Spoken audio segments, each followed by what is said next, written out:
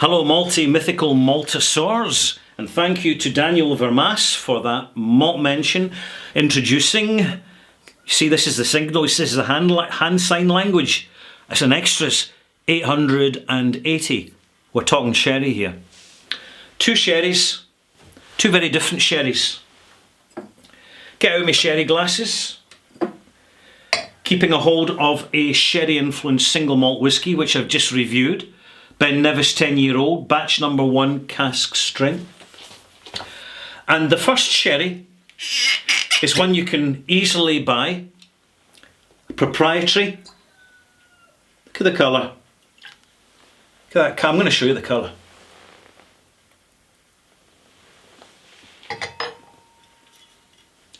That colour comes from boiling the grapes, reducing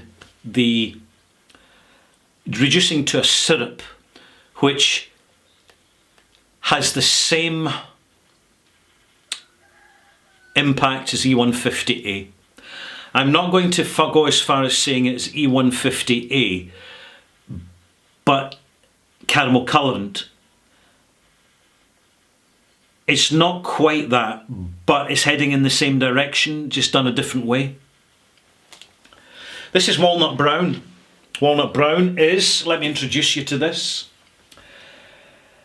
19.5% Jerez Xeres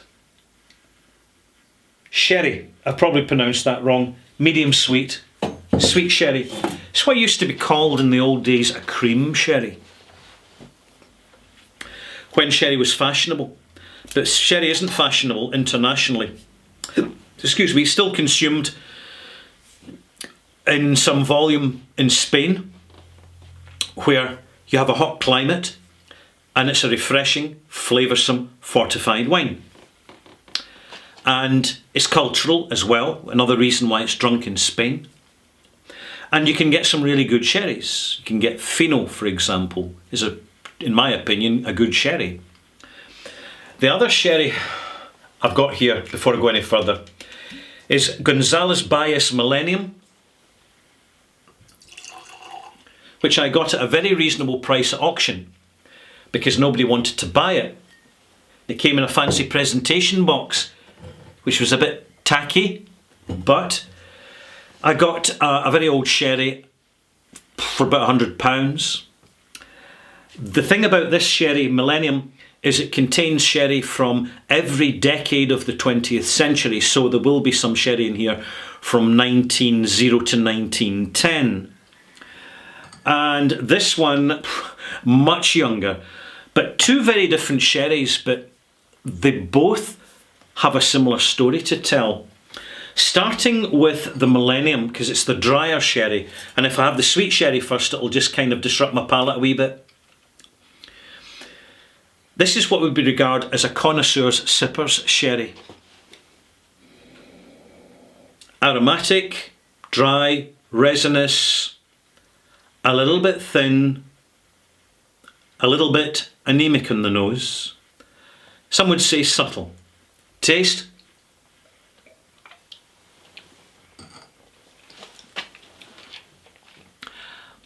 Slightly acidic, prune juicy sake.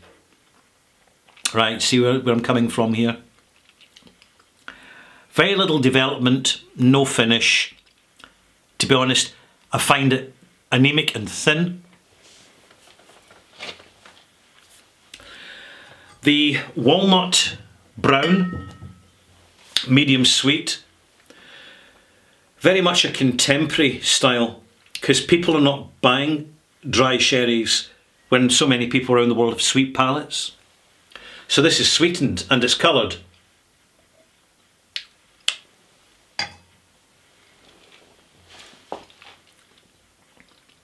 It's got more body, it's got more fresh fruit, slight melon notes to it, touch of peach, lychee, if you know your exotic Eastern Asian fruits, got a touch of lychee to it. It's not super sickly sweet, it's really quite pleasant. If you're a whiskey fan, I'd recommend a bottle of this. I'm holding up now so you can clearly see the label. It's produced by Williams and Humbert. There you go. And they recommend you serve it chilled. Pop the cork back on. This is what we think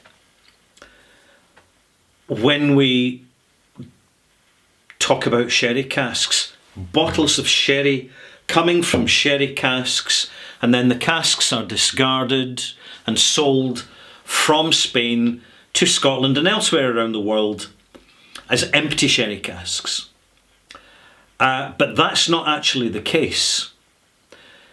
It used to be the case in the old days. In the 1960s, sherry was transported in wooden casks, particularly to places like Bristol in the UK, which was a centre for the sherry drinks distribution and blending and all the rest of it in the United Kingdom. But sherry tends to be transported by stainless steel container lorries now. And in the old days when they were importing by cask, the empty casks were already in the UK. They were just lorried up the road to Scotland, and you had these really fresh, vigorous and vital, a variety of sherry casks, most of which went into blended Scotch whisky. And also, the sherry added a little bit of colour, quite a bit of colour, to the Scotch whisky. And because Scotch whisky frequently sells on how dark and good it looks, more and more demand for sherried whisky. Some distilleries specialised in sherry matured whiskies. Obvious example is Macallan and Glenfarclas, Naberlour. 3 great examples. And also the sherry style really suits Glendronach, for example, and Ben Nevis. But in the last 30 years, these imported casks, discarded casks, these transportation casks, they're no longer available. And to make up for that deficit, what the Scotch whisky industry has done is commission casks to be seasoned in Spain in the bodegas in Jerez, the sherry producing region in Spain. And the way it works is this: the casks are imported from the US, having been constructed with American white oak, because particularly for bigger casks, the more pliable, less knotwood infused planks of American white oak are easier to work with, cheaper to source, and handier for building a good sturdy cask than European oak counterparts, which are also restricted by bureaucratic red tape. So you've got a lot of European oak forests are now portion controlled in how much wood can be harvested from them for environmental reasons. And this has been to the advantage of the cognac industry, which under its regulations must use European oaks, like Lamazan, for example. So anything that's cognac matured or comes from a cognac cask, you've got a different wood than coming from the sherry casks. Sure, in the old days, in the good old days and bad old days too, European oak and Sicil oak, southern European oak, would be used for the construction in Spain of sherry casks. And that complexity of flavour in the wood would come through into the maturation of the whisky that was popped into these old school sherry casks. But now, if you're wondering why you're getting a little bit of vanilla and more vanilla in your sherry cask matured whisky, it's because the actual wood that the sherry is being seasoned in, notice I didn't say matured, seasoned, is actually American oak, which has vanilla flavour components. Because of the lack of demand globally for sherry, and I can understand it, it's an old-fashioned drink to many modern palates. As a whiskey drinker, I find it a bit simple and anemic, no matter how old it is and how fancily it's presented. It's a novelty for me. I'm just being honest with you. I'm not a sherry fan, not at all. I far prefer Madeira and Marsala even, less sweet Marsalas. But the industry now, they commission the casks from the US, which are transported directly to Spain, and in Spain they are filled with a proprietary sherry wine and allowed to mature for a couple of years, but they're not maturing as sherry. They're simply there. The content is to season the casks, and thereafter the decanted sherry is more often than not sent off to a factory to be turned into balsamic vinegar, for which there is an international demand because it makes a great flavoursome fruity vinegar, particularly in salads. There you go. Thereafter, the casks, having been seasoned, are transported over to Scotland and other countries around the world, where they are sold on to the distillers, who are maturing their whisky in a cask over which they have a bit more control than they used to have, because they're the ones that are commissioning it. Certainly the big distilleries like Macallan, they commission their own casks, as do Glenmorangie. However, small distilleries have to buy the sherry casks on the open market, usually from a major cooperage somewhere in Scotland, up in the north in Speyside. There you go. And the question you're asking now is, hey Ralphie, that's very interesting and it's good to know that. So are we not getting real sherry casks? Are we getting imitation sherry casks? The answer is you are getting real sherry casks, because they have held the wine that makes sherry. But the sherry producers are not going to let go their own seasoned casks for a very simple reason. Unlike Scotch whisky, where the purpose of a cask is to bring flavours out the wood and tannins and colour into the whisky and flavour it and mature it over a number of years, it's different for sherry. The purpose of a cask for maturing sherry is to provide a moderation vessel, a container, a neutral container in which the sherry will gradually, under a controlled mechanism, will gradually oxidize over the years, and in doing so it will soften and become more rounded, and it's not going to take on too much flavour out of the wood.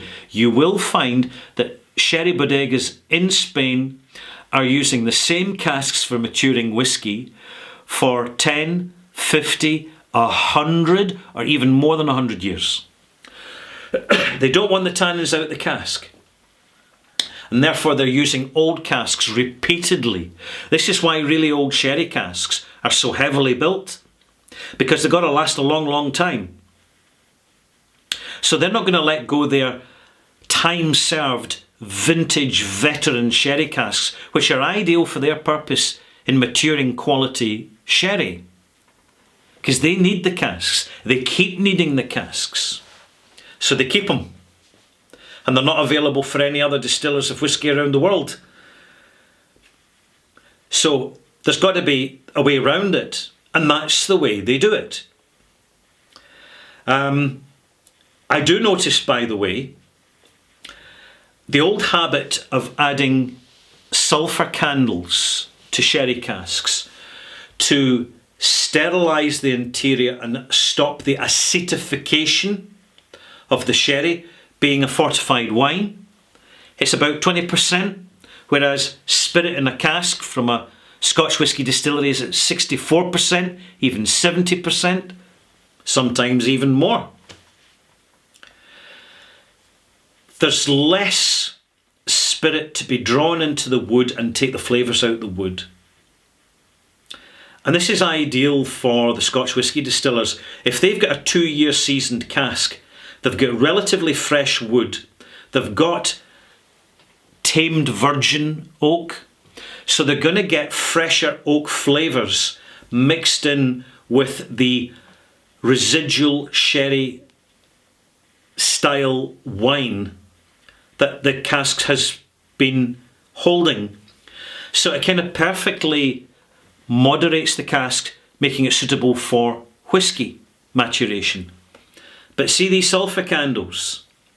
They were convenient for transportation, but the industry is very well aware that over the last 10 years, customers have really started to spot the excessive sulphur notes, particularly in the finish of heavily matured sherried whiskies.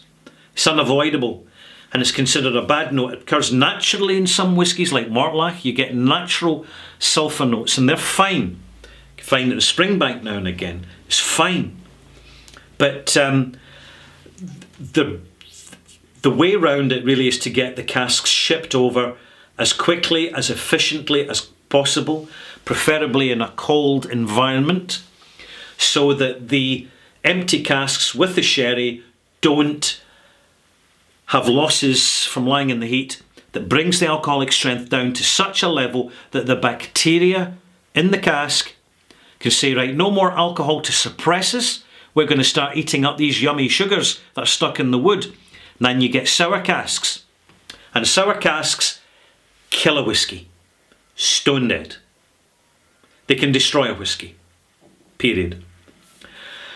Phew. I hope you found this interesting. There's plenty of information. There is information online about this. I've gone into more detail in a patreon.com Ralphie channel. I have a channel, Ralphie channel on Patreon, subscription only. It's not a lot, just the cost of a wee dram. And I have discussed this many months ago in a bit more detail with Pat Pals. I call them Pat Pals, my Patreon subscribers. And I think that what I'm doing is I'm really kind of discussing subjects with my Patreon subscribers first, gauge the feedback and the relevance of it, and then I can bring it up as an extras maybe a few months or even a year down the line. And that's what we're doing here. Get yourself a bottle of sherry, because if you buy sherry whiskey, you want to know what sherry's like. You really do. You might even decide to get a wee stick of wood out of the garden, something oak. It's not toxic, make sure it's important. Stick it in the oven, slowly bake it, pour a wee bit of your sherry over it, runs it under the sink, and then stick it into your bottle. So it needs to be the size of a pen or a pencil. You don't need much. Just a wee bit of wood, with a bit of sherry in it, because you've bought a bottle of sherry. Medium sweet, perfect. And conclude with the colour here. Colouring can be added to casks before whisky goes into the cask for maturation. This is proof of that. This colour has come from the sherry wine.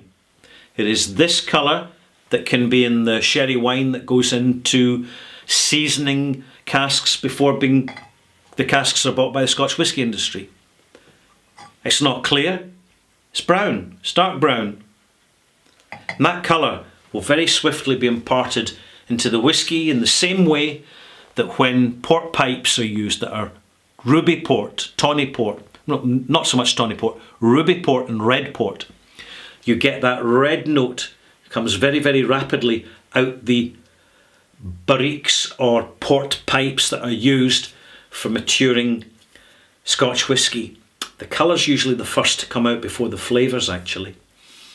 And I would add that any colour from another source, from a non-whisky source, non-whisky distiller's source, because when spirit goes into a cask mature, it's clear as water. It takes on the colour of the casks. And if there's dark previous content from the cask, it's going to come through. And it means, incidentally, that after processing and chill filtering at the bottling plant, they need to add a little bit less caramel than they thought they might have to. because that's what they do. If it says sherry on it and it's dark, it's such a temptation for the industry to add that caramel E150 at the final stage, where, in my opinion, is the point that we notice it. If E150 colourant was added to the cask before it was filled with new make spirit for maturation, it would have those years of assimilation in with the spirit, and then it wouldn't be needed to be added at the end, because it's integrated far more successfully than when it's imposed suddenly at the end of production prior to bottling as a additional colourant. Literally, they've got a paint, like a paint strip, all the shades of tan, and then they add the quantity of E150 caramel to make sure that the particular code on the strip, the colouring strip, matches the sample they take out the vat once it's been mixed in. It's business. I'm Ralphie. This is an extras about sherry. I hope I've not destroyed too many illusions for you, but it's better that you know the truth, because it knows what you're dealing with. And frankly, there's people in the industry, they fully support what I'm doing here, because an informed customer is a loyal customer. And there's people in the industry very reluctant to talk about this sort of thing, but with me being able to talk about it on the outside, it's different. It seems to be much more acceptable. I'm Ralphie, thank you for watching. Click subscribe, you like, you press button on the bell and be informed and all the rest of it. And thanks for watching my video, malt mates. We'll see you soon, bye bye.